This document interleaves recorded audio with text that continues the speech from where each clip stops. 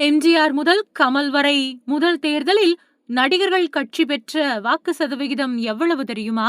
விஜய்க்கு முன்னாடி தமிழகத்துல எம்ஜிஆர்ல இருந்து கமல்ஹாசன் வரைக்கும் திரையுலகத்துல இருந்து அரசியல் களத்துல பல பேர் என்ட்ரி கொடுத்திருக்காங்க. இவங்க சந்திச்ச முதல் தேர்தல்ல எவ்வளவு வாக்கு சதவிகிதம் பெற்றாங்க, எத்தனை தொகுதிகள்ல ஜெயிச்சாங்க அப்படிங்கறத பத்தி இப்ப பார்க்கலாம். தமிழ் திரையுலகத்துல டாப் நடிகர்கள்ல ஒருத்தரா இருக்கக்கூடியவர் விஜய். தமிழக வெற்றி கழகம் அப்படிங்கிற கட்சியை ஆரம்பிச்சிருக்காரு. அவரோட கட்சி வரக்கூடிய சட்டமன்ற தேர்தல்ல ஃபர்ஸ்ட் டைம் களமிறங்கியிருக்கு. தமிழகத்துல பெரிய அளவுல ரசிகர்களை கொண்ட விஜயோட கட்சி எத்தனை சதவிகித வாக்குகள் பெறும், வெற்றி பெற வாய்ப்பு இருக்கா அப்படிங்கறத பத்தின விவாதங்கள் தமிழக அரசியல்ல மட்டும் இல்லாம தேசிய அளவிலையும் அதிகரிச்சிருக்கு. விஜய்க்கு பெரிய கூட்டம் வந்தாலும் தேர்தல்ல பெரிய தாக்கத்தை ஏற்படுத்த முடியாது அப்படிங்கறதும் அரசியல் விமர்சகர்கள் முன்வைக்கக்கூடிய முக்கிய வாதங்கள்ல ஒண்ணா இருக்கு. விஜய்க்கு முன்னாடி தமிழகத்துல எம்ஜிஆர் தொடங்கி கமல்ஹாசன் வரைக்கும் திரையுலகத்துல இருந்து அரசியல் களத்துல என்ட்ரி கொடுத்திருக்காங்க. இவங்க சந்திச்ச முதல் தேர்தல்ல பெற்ற வாக்கு சதவிகிதங்களை பார்க்கலாமா? எம்ஜிஆர் திமுகவிலிருந்து நீக்கப்பட்ட பின்னாடி அதிமுகவை ஆரம்பிச்சாரு. 1977வது வருஷம் நடந்த பொது தேர்தலை எதிர்கொண்ட எம்ஜிஆர் அந்த தேர்தல்ல 30.4% வாக்குகள் பெற்று ஆட்சியை பிடிச்சாரு.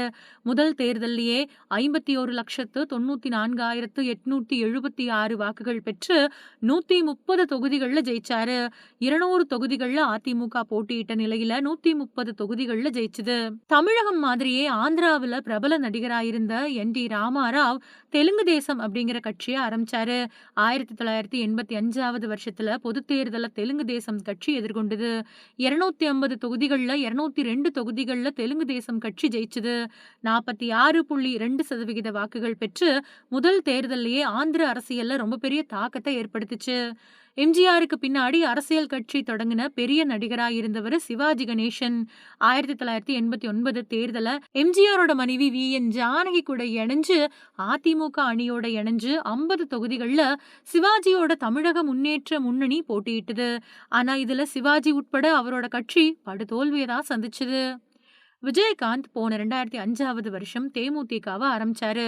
2006 சட்டமன்ற தேர்தல்ல 234 தொகுதிகள்லயும் தேமுதிக தனிச்சு போட்டியிட்டது.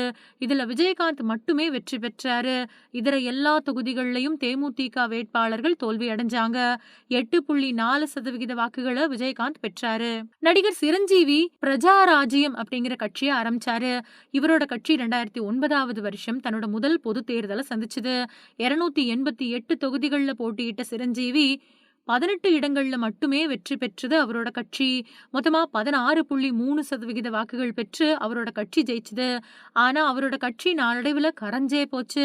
கடைசியா காங்கிரஸ் கட்சியில தன்னோட கட்சியை இணைச்ச சிரஞ்சீவி மறுபடியும் முழு நேரமா சினிமா பக்கம் திரும்பிட்டாரு. சிரஞ்சீவியோட சகோதரரான பவன் கல்யாண் 2019வது வருஷத்துல பொது தேர்தலை சந்திச்சாரு. 137 தொகுதிகள்ல மட்டும் வேட்பாளரை நிறுத்தின பவன் கல்யாணால 5.5% வாக்குகள் மட்டும் தான் பெற முடிஞ்சது. அப்படியே தமிழகம் பக்கம் வந்தா நடிகர் கமல்ஹாசன் போன 2021 சட்டமன்ற தேர்தல்ல முதல் முறையா போட்டியிட்டாரு. மக்கள் நீதி மய்யம் கட்சி அந்த தேர்தல 180 தொகுதிகள்ல போட்டியிட்டது. இதுல 2.6% வாக்குகள் மட்டுமே பெற்றது. கோவை தெற்கு தொகுதியில போட்டியிட்ட கமல்ஹாசனே தோல்வியை தழுவிட்டாரு. 2026 தேர்தல்ல 234 தொகுதிகளுக்கும் விஜய் வேட்பாளரை நிறுத்தியிருக்காரு. விஜய் போகக்கூடிய இடங்கள்ல எல்லாமே ரொம்ப பெரிய கூட்டம் அவரை வரவேற்குது. அந்த கூட்டம் எல்லாம் ஓட்டா மாறுமா? ரசிகர்கள் தொண்டர்களா மாறுவாங்களா? விஜய் எத்தனை சதவிகிதம் வாக்கு பெறுவாரு? எத்தனை சீட்டுகள் கிடைக்கும் அப்படிங்கறது எல்லாமே மே 4ஆம் தேதி தெரிய வந்துரும். ஆனா அவரு எவ்வளவு சீட்டு பெறுவாரு, வெற்றி அடைவாரா இல்லையா அப்படிங்கறத பத்தி நீங்க என்ன நினைக்கிறீங்க அப்படிங்கறத மறக்காம கமெண்ட்ல சொல்லுங்க.